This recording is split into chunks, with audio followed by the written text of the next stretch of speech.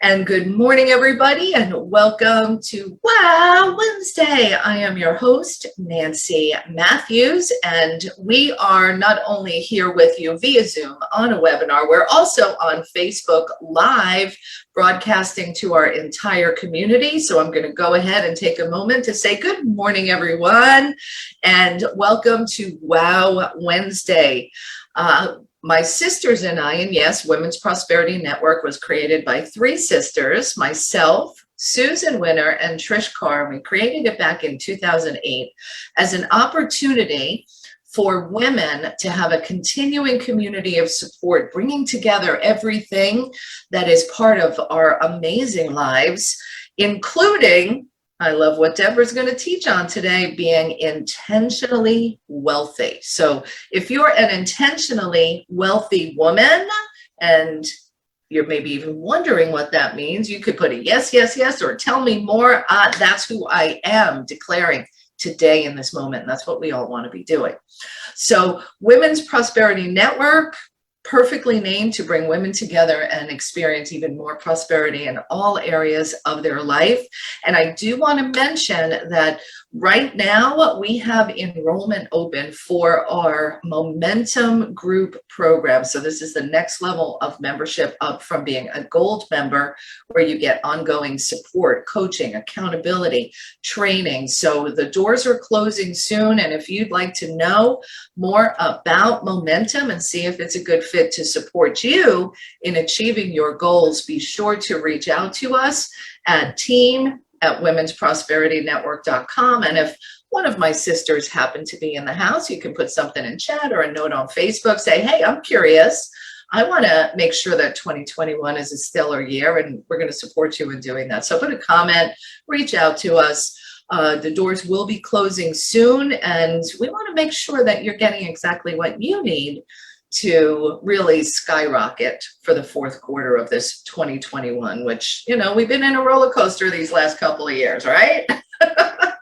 All right, so let me go ahead now and officially welcome our guest today, Ms. Debra L. Morrison. And she has been part of the Women's Prosperity Network community for close to 5 years now, I believe it is, 4 or 5 years. She is the founder of Women Navigating Finances, and I am a proud member and participant in that community since working with Debra and becoming more intentional about my money and my finances. Like one of Debra's catchphrases is, when you pay attention to your money, it pays you back. And since I started paying more attention to my money, it's paid me back. I recently got a new house. I'm able to help my family the way I want. I'm able to contribute to legacy. So let me start with a personal thank you, Debra, for how you've supported me in navigating my finances to new heights. You are amazing, my friend. Well, you've done the work. See, you've done. Oh, that's true. I have, yeah. It's a partnership. We partner together, right? I love it. I love it. All right. So just as we kick off to the intentional wealth roadmap that we're going to be talking about with Debra today, let me share a little bit about this amazing expert that's with you today. So Debra draws upon her 4 decades of financial expertise, including her master's degree in retirement planning, where she partnered with clients to chart their financial plan and manage their assets accordingly on a fee-only fiduciary basis. She holds the accredited estate planner designation, which armed her with specialty knowledge that helps her clients and their families get a load of that. You want to keep more of the money of their hard-earned assets and estates so that they could leave rich legacies. Now, she has since retired from active financial planning and asset management, and that's good news for all of us, because she's now taking all of her expertise, her knowledge, all the experiences.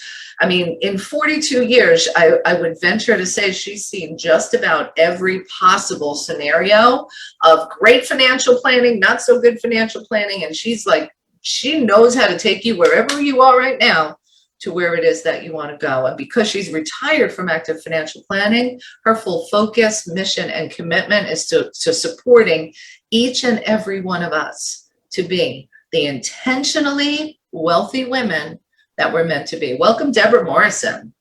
Thanks, Nancy. I so appreciate that kind introduction. Yeah, my absolute pleasure. And this conversation is important always, and especially now, because I think many people over this past couple of years have had, some serious ups and downs and hard knocks as it relates to wealth building. And most people have been in a kind of a survival mode as well, right? Right. Yeah, I mean, I remember back in March and April of 2020, the stock markets took a big hit, and people lost such many people lost their net worth was cut in half, and maybe they haven't recovered yet. So kick us off. I'll ask you some great questions along the way. What do we need to do to build our wealth, to create those legacies? What is this intentional wealth roadmap? Well, thanks, Nancy. And you are right. We've been through some tumultuous times economically and emotionally and physically, and they really also interconnect. I am completely convinced that our mindset is so integral to our intentional wealth. It's not so much about our assets right now as it is about what's from the neck up. And most of you know this. This is not a newsflash. Yet I find it completely differentiating the people who get intentionally wealthy and the people who do not. And so I want us all to be intentionally wealthy. And we women, we get intention, right? We understand the need to pay attention. If we're partnered or have kids, we're like looking at everybody as a clothes match. They have the same shoes on. We look attractive. We pay attention to our hair, to our nails, to our skincare, to our clothing. We raise kids to play well and to embed these kids with good values and to be kind. And we invest time in setting examples in all areas of our life. We women are leaders. Remind yourself of that. You're a leader. If you don't think that, you take the mirror and you say to yourself, I am a leader and I am a good leader. I am intentional about being a good leader. We do that leadership role almost inherently, so many of us, because the odds of the return on those investments are very, very good. And that knowledge of, hey, if I put money in, it's going to come back. Hey, if I put intention in, it's going to pay me back. And that propels and motivates us, I think, towards bigger and better goals.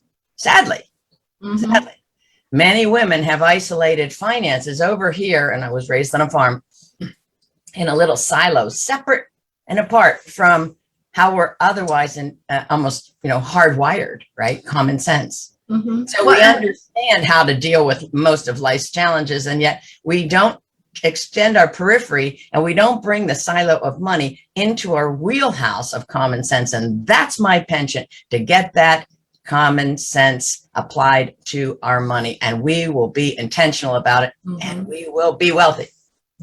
I love it. And as you're describing the way many women are, myself included, I think about, well, if I can be so intentional in all these other areas of my life as it relates to my family and my business and cooking, clean, all of the things that we do to maintain and build the lifestyle we want, which money is part of that. What happens to us that this silo gets created? And I'm going to share, my experiences. Sure. It felt, before working with you, understanding, rate of return and percentages and stocks and bonds and this and that, it felt very confusing. And the few times that I poked at buying stocks, somebody gave me a tip and I did this, I lost my shirt. And I'm like, oh, that's not for me.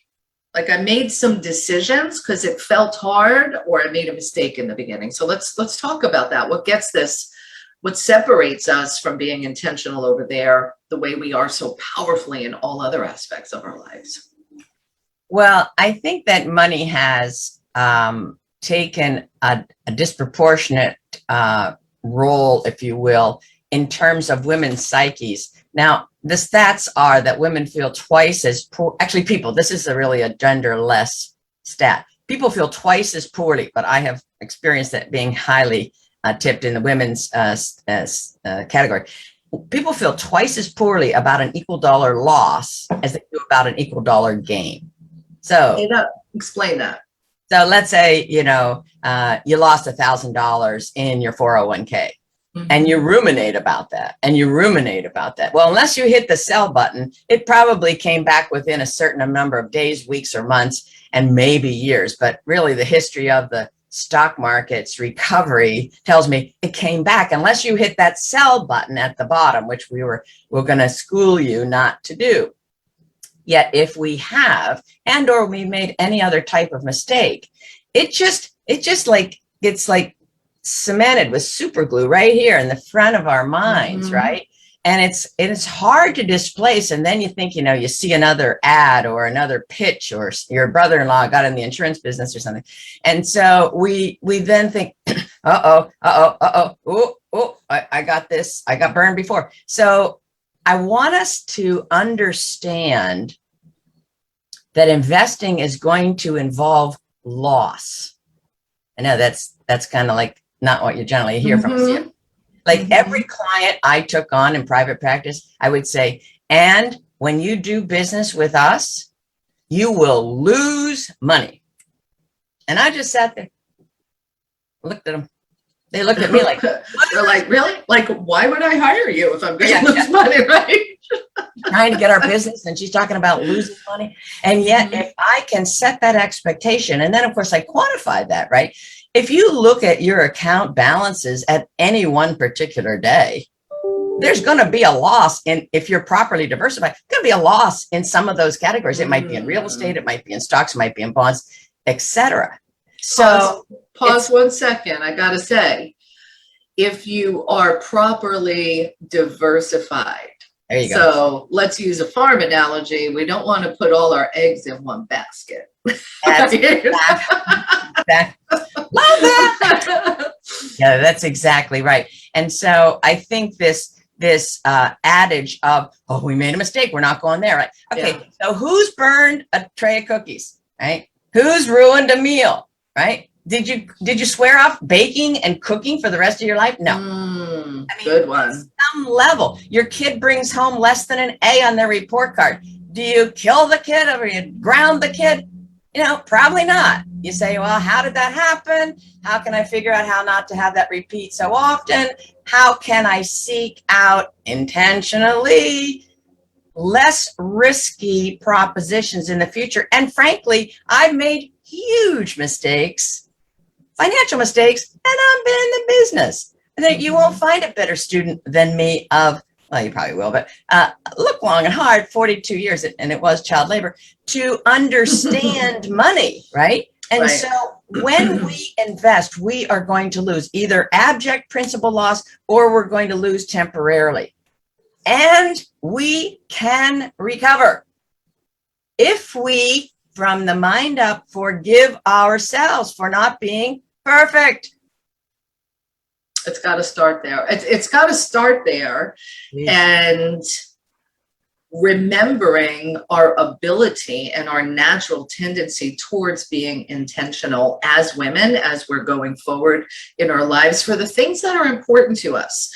And that was one of the mind shifts that I took on when we started working together was, if I say that, I want to be a multimillionaire, if I want to have all this money and this wealth coming in, if I say that that is important to me, and I'm not actually investing my time in learning about money, paying attention, focusing on money, I'm not really giving it the same attention I would as if I want to release some weight, if I want to grow my business. So I want everybody listening in. You may have financial goals that you've written down, and I want you to think about how much of your precious time are you investing on that building that wealth, building that money.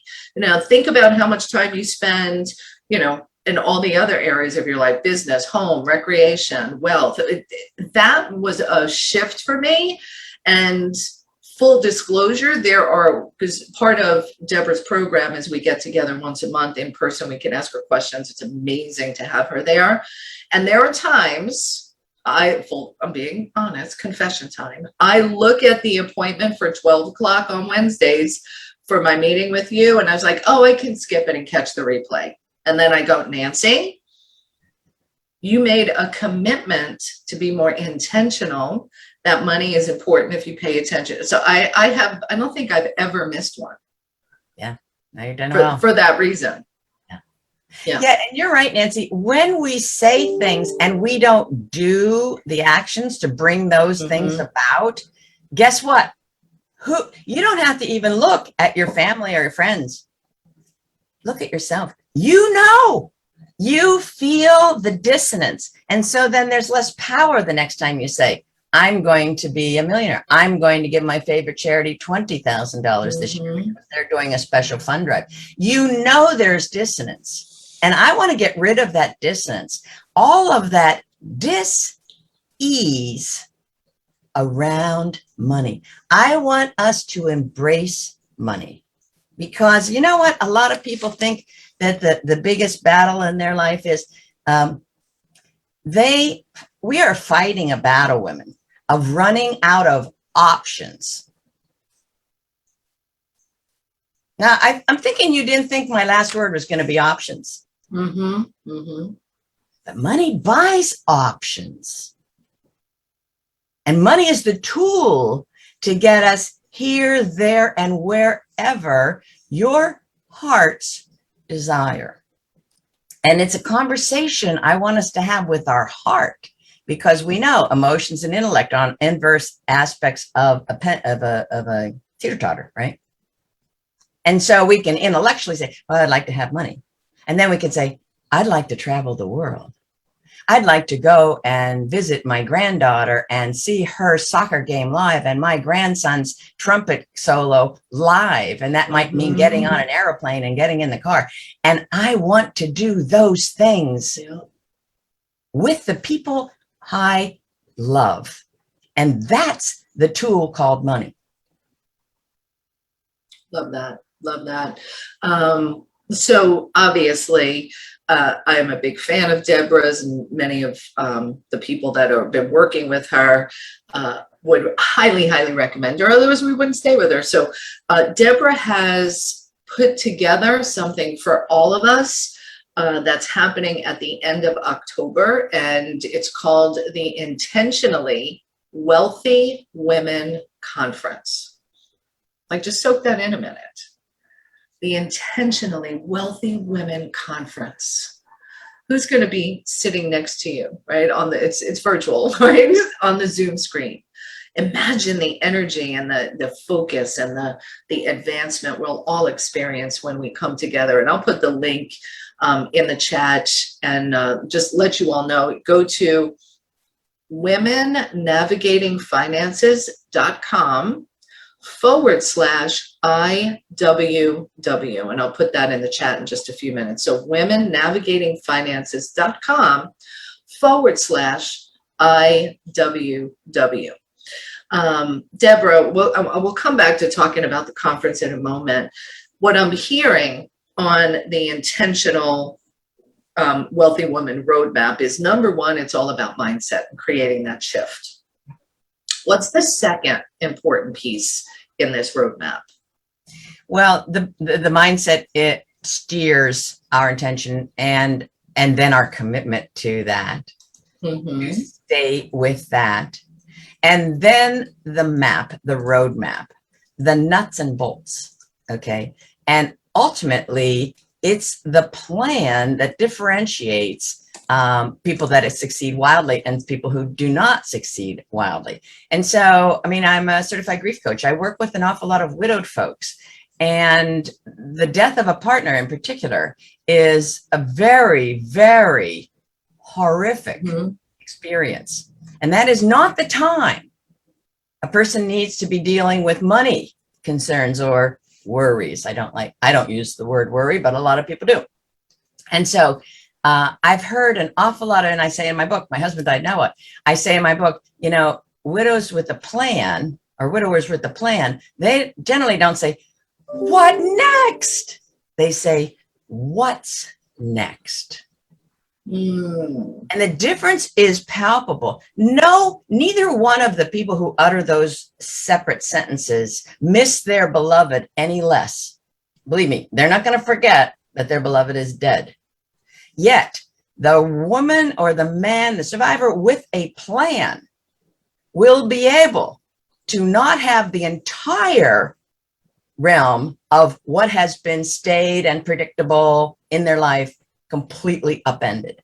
They will be able to, one, not feel alone, because whomever has crafted the plan with them, and I certainly recommend a fiduciary financial planner, who will stand arm in arm with that person and say, you're not alone. We have a plan. Here's how we can morph it. And that, my friends, is often the difference between the length of our grief recovery, right? Grief recovery is not like time will heal it. Time doesn't heal a broken fibia. You go to the doctor and you get it set. You get advice about how to recover in your grief-stricken state.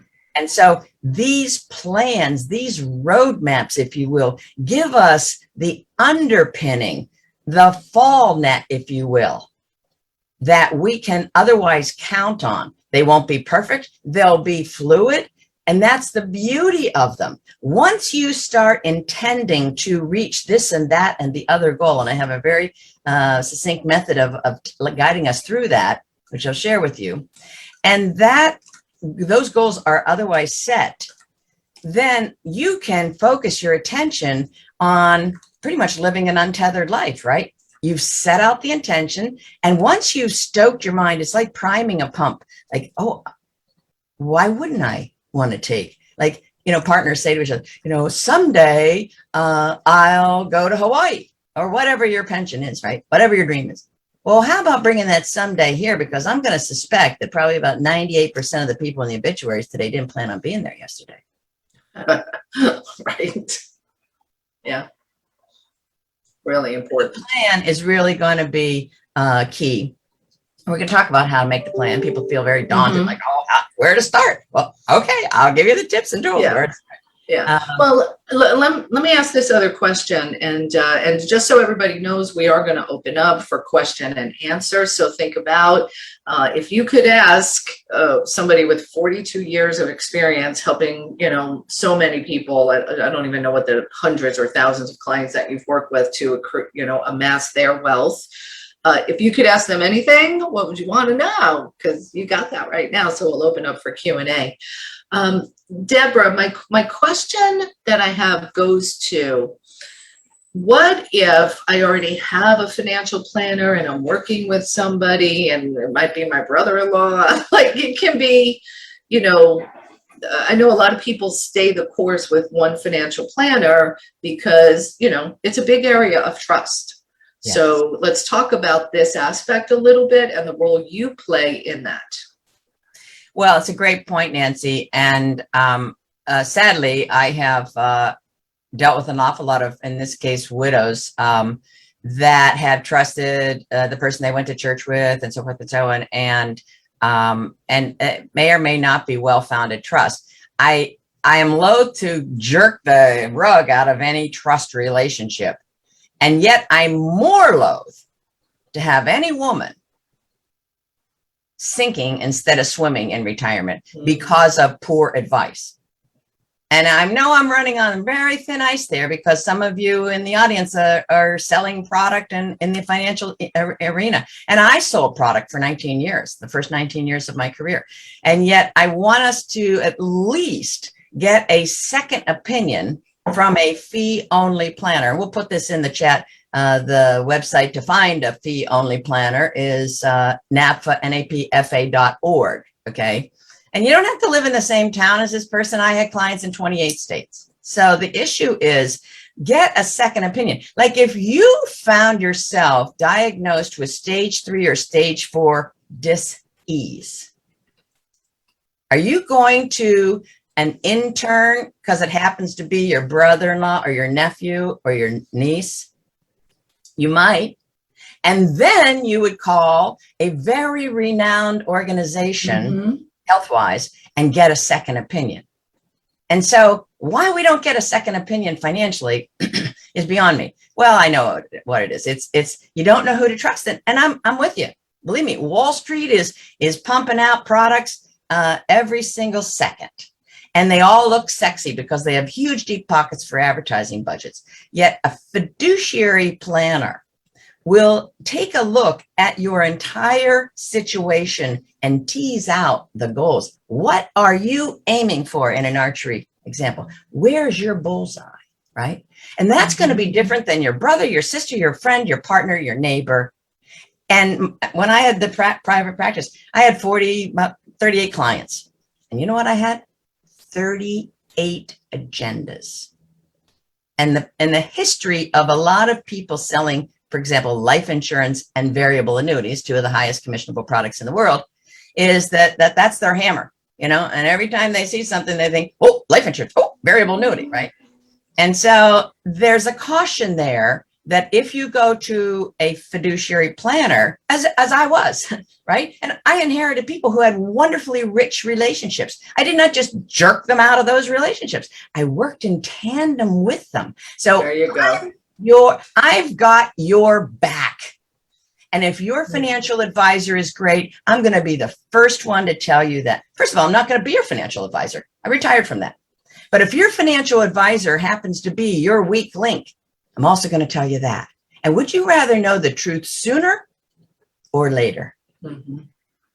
It's beautiful. And the position that you come from of having, no vested interest in what the person invests in. I mean, your vested interest is each and every one of us.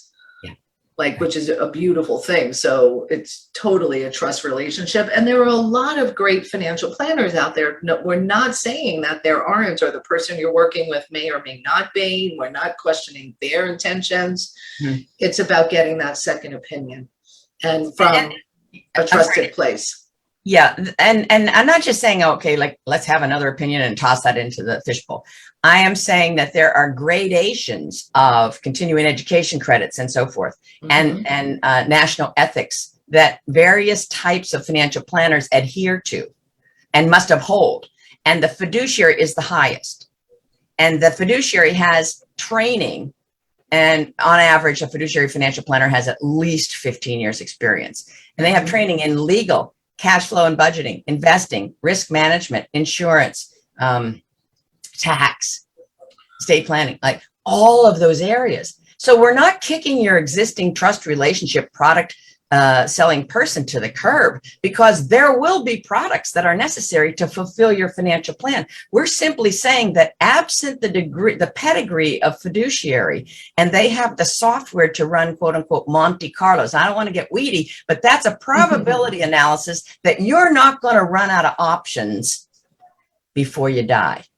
And I want every one of us to have that probability study, then bring that product person into the conversation and how best can we fill those gaps. But the product person is not held to or has the software to do that kind of analysis. And that's the base plan, my friends. After that, all we have is a bevy of products, and we look at them, we don't even know how they differ. And then again, talk about weak link, that we don't know which of our products that we bought or been sold are going to really be the best product to fund our goals and objectives, and which are not going to be the best. And then what are the costs of replacing those? So just a little caution, and this is like a nice little bonus, if I don't mind saying so. A lot of us have old life insurance policies. Like one of my most vivid examples is an older gentleman who had a life insurance policy, and actually I had sold it to him, and we had no more need for it really. We was for estate tax purposes, long story.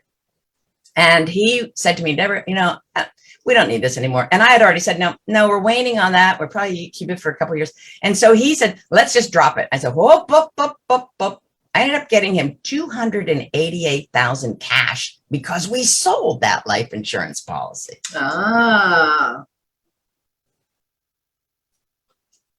that's one of the many benefits. Like, are we making decisions without enough information, knowing all the options? Like, this guy probably thought getting rid of it meant one thing, and you're like, what are our options? How can we maximize all of this?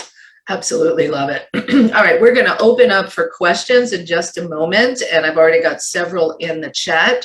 If you are here with us, on the phone, you'll be able to raise your hand. If you're on the computer, you can do that. I'm going to go ahead and open things up so people will be able to join us. And Debra, do me a favor and fill in some of the pieces on what we're going to be doing on October 26th at the Intentional Wealthy Women Conference. Excellent. Well, we're certainly going to be covering some current events, not the least of which is the August 2021 Social Security Trustees Report. And the pandemic has caused the year that Social Security will no longer pay out 100% of projected benefits, but will pay out only 76%. And that year has changed from 2034 to 2033. And if you didn't know that and your planner didn't bring that to the table, it's high time we rerun those Monte Carlos that projected 100% of benefits, right? And we're going to show you how to protect your wages, your self-employment income, your pensions, your Social Security from ever being garnished, right? We're going to talk about the cost of unexpected life events. Trust me, they dwarf those that you're thinking about, the expected age 65, age 62, retirement, bada bing, bada bang. The unexpected are those that really derail people without a plan. And we're going to get over set it and forget it. No more park and pray. We're going to devise a strategy that has winning odds, a history of winning odds. And we're going to morph that around your scenario. So basically, we're going to also zero in on compounding, right? Compounding works 24/7. Like, who, show of hands, who does not like free? How about this? Who likes free? Yeah. Now, here's what compounding is. Free. Wow, we sleep. You know how this adds. Oh, make money while you sleep. Ka-ching, right? And we think, oh, yeah, I don't know who's doing that. I'm not doing that. Okay, here's how you do that. You invest $100 and you make 5%. So at the end of the first year, you have $105. Can you guys see this? Yeah. And then at the end of the second year, what happens? So this was, I call it the proverbial mother, and this was the baby. This mother made this baby. And then we start year 2 with this. So also this mother didn't stop having babies. This mother produced another baby, another $5 bill. And this first baby produced a quarter. And so when you have all of your mothers and babies, you keep thinking about, oh, I put $100 in. You put $100 in and look what it grew to at just 5%. And so the compounding will give us a boost, especially if we might find ourselves undersaved at this point in our lives. Compounding is going to be your best friend. It's not like, oh, I'll drop some weight in a year. Come winter, I'll drop some weight. It's like we want to be intentional about our money now, because the costs of not being intentional are dire. I don't know how dire, but wouldn't you rather know that it's a situation that with certain planning strategies, you can either lessen the level of dire or most especially get rid of the dire and put a smile on your retirement face. Let's think about that. You guys all heard me talk about squirrels. We've got to be as smart as squirrels. Squirrels running around here in the Northeast, bulging the nuts in their cheeks, because once the snow hits, they can't find any more nuts, right? But the squirrels know they have to eat during the winter. We women need to be smarter than squirrels, or at least as smart. We need to not eat everything that comes in our door right now. We need to parcel off some for a future day and future years and decades, and then our legacies. And we're going to find out exactly how to do that in Intentionally Wealthy Women Conference. Awesome. And so much more, and so much more. So go to womennavigatingfinances.com/IWW. So womennavigatingfinances.com/IWW. And Debra has done something very special for our community. Tickets for this event are $97 for general admission, and she's got a great VIP package as well. And because this is the Women's Prosperity Network community, and we are filled with intentionally wealthy women, and she wants to support you making that commitment right now, today, what have you done for our community, my friend? Well, I'm offering WPNers a 50% discount. So seriously, like $50 for a day. Yeah, $47. So if you, better yet. Yeah, bet $47. And so here's the thing. If you, like me, have an intent, say, I want more money, I'm going to be a multimillionaire, I'm going to have passive income, I'm going to have money for legacy, and you're not investing in that in terms of time and or money, you need to be at this event. It's time for us to, you know, put our money where our dreams are. Let's, like, you know, not just where your mouth is. Let's put your money where your dreams are. And Debra, thank you for making it so easy for people to come to this experience. So it's on October 26th. It's a 6-hour event, and she will mix it up. I'm part of the planning of it, so I know some things. Some of the activities that we're going to do, the way that she's breaking it up so that we have time to integrate what we're learning at new levels. So it's going to be an extraordinary day. October 26th, go to womennavigatingfinances.com/IWW. And if by some chance you say, oh man, I'm already booked that day, my daughter's getting married or something, like, you don't ask her to change the wedding, but you may want to go for the VIP package, which will give you all of the event recordings as well. And there's a savings on that. You save $50 on that as well. So good. All right, my friend, let's open up for some questions. We had some great ones in the chat a little while ago. Dorothy May, I see that your line is unmuted. Would you like to ask a question? Maybe, maybe not. All right, Mary Jane, you have a question for Debra? Yes, please. Yeah. I have a life insurance policy, and I just wondered at what point or for what reasons does someone sell their life insurance policy? I just turned 70. I just pay it because I was told to. A long time ago, and I just wondered, do I still need it? I don't know what to do with it. Well, that's a really good question, Mary Jane. I'm sorry, did you have more? No, go right ahead. Great question. It's you know, I kind of feel like all these times, like I was on CNN for 1.5 years with live call-in shows, and people would ask me like this really detailed, and I have a this and that, and can I retire? And, you know, it's like, I felt like the Dr. Ruth of sex and around money. It's just like, that's going to be, whatever I say is going to be an incomplete answer. So with that as a backdrop, Mary Jane, it's probably depends. However, if in fact you are beyond age, I think it's threshold 65, 70, sadly, if you have a health impairment, then you have this pool. Now don't get grossed out with this. It's actually, go right ahead. You have this pool of investors that are saying, we'll buy existing life insurance policy. That's what happened to my client. He was older. He had a heart condition. He is still alive, I want to say. This was almost 18, 20 years ago. So the point is, a person that's looking to invest to get a return on their investment is looking to invest in a policy on a person that's soon going to die. So the more dire your health situation is, the higher the cash you're going to get for the policy. And then I flip that coin. Hold on. I flip that coin and say, hold the phone. What life insurance does is buy time.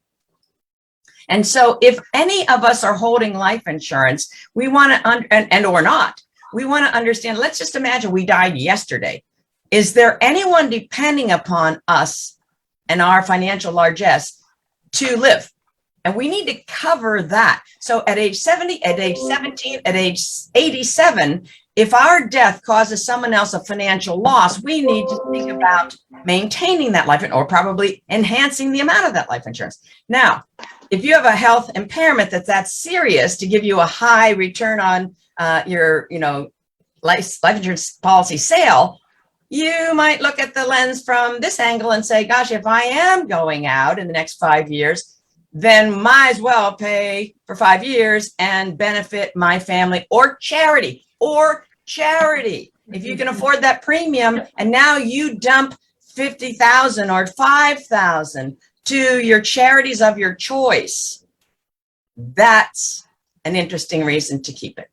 Good. Okay, great. Thank you. But you want to seek advice. You ask your financial planner, is there a market for this policy? If there is, how much can I get for it realistically? The process takes some time. And then you weigh the options. Wow. Wonderful. Like, Mary Jane, isn't it amazing? Like, I never would have thought of those things. How about you?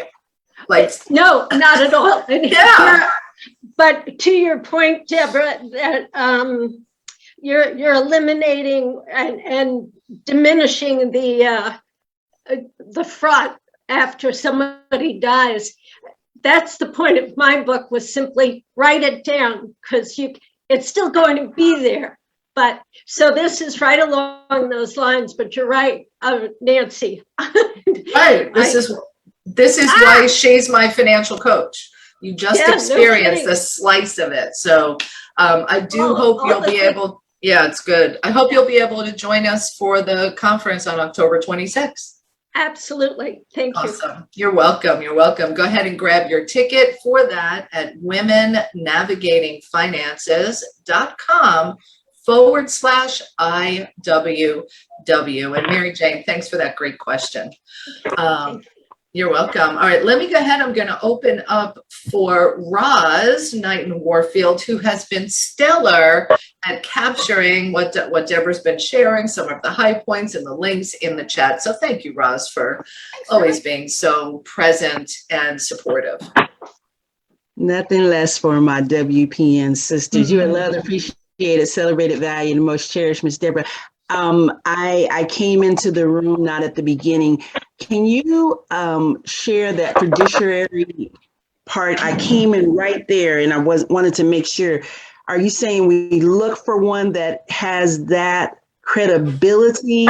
I think I missed what you were saying on that about the advisor being a fiduciary. Is that should we see that in lettering behind their name, or can you just explain that a little bit more? And thank you so much for the information, because one of the things over 60, and even though my parents were very frugal and had plans, I can't say that I was the best, but you gave hope today that it's not too late. It's not too late. So thank you so much. Thanks, Roz. Appreciate that question and that insight. In that is there is hope. It is not too late, women. And so, like, people think, oh, I'm 60, I'm 65, right? There's no well, first of all, unless you have a terminal diagnosis, you're probably going to live another 30, 35 years. So let's not get like myopic about today and tomorrow, like this particular age. So there's plenty of time. And yet, as soon as we can get started on that, the compounding can work in our favor. Now, there are 3 types of financial advisors: people who sell product, and they will be paid, compensated by commissions only. And so, unfortunately, this distinction comes down to how the advisor is paid, how they are compensated. Commission only, they are selling products, a myriad of products. Fee-based, very misunderstood term. And fee only. Fee-based planners will come and say, Roz, give me all your financial information. I'm going to draw up a financial plan for you. They draw up a financial plan for you, and on page 2, 6, 19, and 34, and I'm exaggerating, but sometimes it's true. There are examples and recommendations for you to buy a very large life insurance policy and 2 variable annuities on the side, all of which are commissionable. So the person gets a base fee for the plan, a couple $1,000s, and then they'll get maybe a lot of zeros of commission. Like, I've unwound for widows unsuitable sales, and the commission to the agent was $58,000. Wow. Commission. All right. So Then you have fee only. Fee only planners are that which how I practiced since 1999, a long time. And we do not sell any products. Well, I did not sell any products. So there's no conflict of interest, for example. Like you say to me, okay, I want to retire at this age with this amount of money. I want to do this and that. I want to protect against this and that risks. And I fold that all into a financial plan. And I say, Roz, based upon your spending now and what you're saying you want to spend later and the goals and so forth, you have a 87% chance of not running out of your money for the rest of your life. And you say, well, 87 is better than 60%, but whoa, I wouldn't go to Atlantic City with those odds. So you say to yourself, how can I get, Deborah, into the 90s, 95? And I say, okay, all we need to do is switch and morph and truncate or postpone this goal or squish it down by $5,000. And because of the power of compounding, now you're at 98%. And you say, holy camoli, I didn't know. One, that any person in the universe could tell me this, give me the answers before I pulled the trigger on whatever it was, age of retirement, buying the second home, putting the kid through college with savings instead of taking loans. You get my point. Mm-hmm. So the fee only planner. So people say, I'm fee only. And every time I would say fee only, people say, oh, fee based. No, fee based and fee only.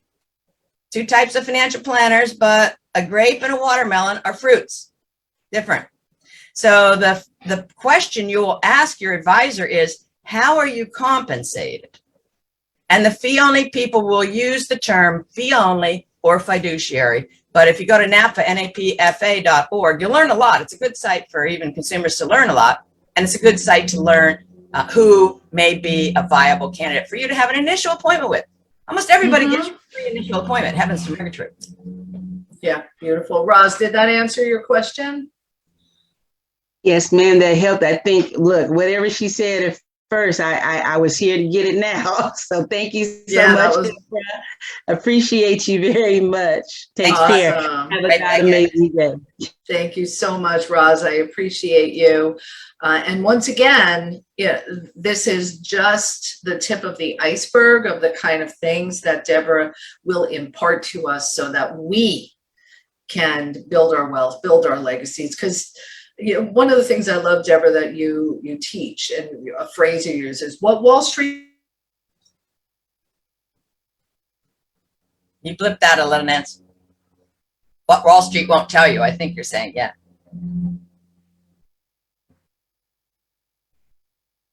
It goes on that Deborah knows, womennavigatingfinances.com/IWW. And 50% off the general admission tickets, and you save $50 on the VIP as well. So let me check in. Mary Scott, if you are in the house, you put a couple of really good questions into the chat. So Mary Scott, are you able to come on? I sure am. Thank you so much for having me. I think, Deborah, you answered at least one question. I think people need to understand what questions to ask when they're hiring a financial planner. And obviously the first one is make sure that they are fee only based. But are there other questions you should ask a financial planner to determine whether or not they're the right fit for you? And my second question would be a little bit different, and that's how do we who have stock in the market avoid panicking as we approach October 19th? Well, that's very good questions, Mary Scott. And you've just kind of teed it up for me. Like, we're going to give you that kind of checklist as to what to ask your proposed financial planner. And you can send this questionnaire to them in advance and have them fill it out. Or you can look in napfa.org and look at 3 financial advisors that seem to resonate with you, and send this little check sheet questionnaire out to all 3 of them and let them come back to you. And then you have your interview. Do we have to come to the conference to get the checklist? Well, we probably could put it on Women Navigating Finances. So I'll look at my team and see if they can handle that. Thank you. You're welcome. And then those of you who have stock market investments. Well, first of all, we're going to talk a lot about understanding risk. Risk is the currency for reward. I suspect you haven't thought about risk in those terms before. And so, you can always count on me to bring out the wild and wacky kind of analogies, right? And yet if they land with you, that's the point, right? if they cause you to shift your perspective that, oh, I know that, then we have scored, right? And that's my penchant, is to translate finances into everyday English language using a lot of analogies so that women know the vocabulary. Do you know how disarming it is? You go to a different country, a country where they speak a different language than that which is your primary language.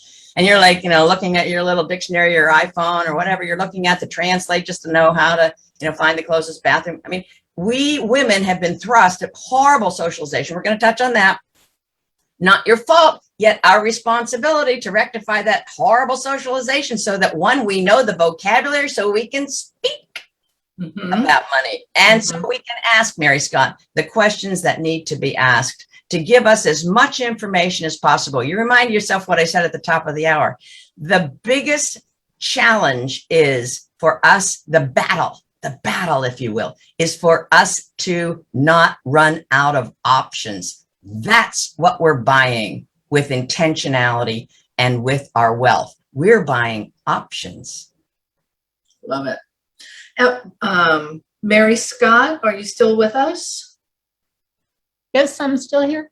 Perfect. Thank you for asking the question that opened the door for Debra to share what she just did. And I'm curious, you said something about October 19th, and I don't know what you're referencing. The government shutdown, Janet Yellen's point of no return date. See, and again, I need to pay better attention, I guess, because I didn't know about this. Debra, can you comment on that? Well, there have been, I have graphs and so forth about various tumultuous days in our history, and I go back 80 years. So this is certainly a date that some people are focused on.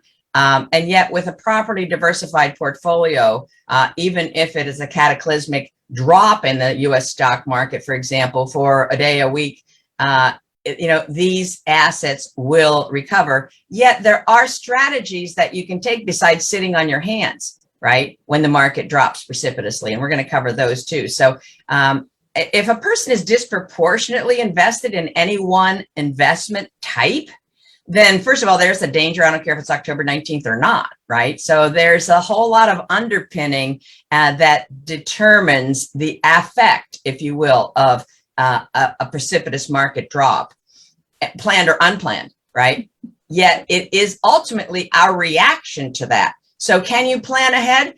I suppose you could plan ahead. Take a look. And if you're disproportionately invested in stocks, maybe pick up the phone or go onto your iPhone and transfer out some of your 401k that's in stocks and smush it over to bonds, for another month. All right. If that makes you feel better. Right. Well, and before you go too far, I do want to let Mary Scott and everybody know, if you don't want to wait till October 26th to make some decisions or get some questions answered, just email team@womennavigatingfinances.com, and Debra does do consultations. And so just email Debra if you want to have a one-on-one with her prior to the event. Thanks, Nancy. I was getting a little weedy. Could you put that email address in the chat? That would be wonderful. Thank you. You're most welcome. Roz has got us covered. She is such a blessing. All right, good. Thank you, Mary Scott. I'm so glad that you were with us today and had these great questions to ask. All right, let me check in. We've got a couple of minutes left. Anyone else have a question? You could raise your hand or unmute your phone if you would like to ask a question. Otherwise, I'm not seeing a hand raised just yet. So Debra, we got Roz back. Go ahead, Roz. You can unmute yourself. This is just a message. I'm going to take a picture of something, Nancy, because I'm not sure everybody is seeing it. When Zoom did the update, you know how we used to could go to the three dots and do it? It's given a different message where we can't copy the notes. It's save the chat, you mean? Yeah, yeah. What did I say? Yeah, save the chat. Yeah, that's okay. It doesn't have the three dots anymore, and I don't know if that depends on the plan, but I didn't know if you knew, but I'll take a picture. Yeah, Okay. I don't know the answer, but yeah, send it over to me and I'll see if I Okay. can troubleshoot that one. Okay, thank you. Love you, Deborah. Thank you. You're I love welcome. you too, girl. All right, beautiful. And well, Deborah, thank you so much for your commitment. And let's face it, my friends that are here with us today, Deborah had a choice when she retired from financial planning. She could have simply retired, but she's committed to each and every one of us having the lifestyle, the legacy, and all of those options in our lives. And she's here to guide us in that. So, Deborah, thank you for your commitment to us. And, I'm glad you didn't retire because you're helping me. So thank you for that. Thanks, Nancy. It really fuels me, and there's nothing more liberating for me than to see the light bulb go off for women, right? Mhm. Because I know they'll never turn back. Once you've seen the light, you don't go back, because there's no money in going back. There's no intention. There's no reason. There's no return in going back. And I've often said that, I don't know measurement wise, and I'm a math kind of a gal, but the windshield on our car, I'm going to guess about 10 times bigger than even the driver's backup, the passenger backup, and the center backup. Probably 10 times the circumference of the diameter, whatever, the cubic inches. And that's for a reason. We want to focus on the forward. Go forward. I love it. So thank you, Deborah, for being with us today, for your commitment, and for putting together this one-day conference, the Intentional Wealthy Women Conference. Join us at this event. Grab your tickets at 50% off for general admission, or go for the VIP, and you'll get the event recordings, because you'll probably want to listen to this again and again.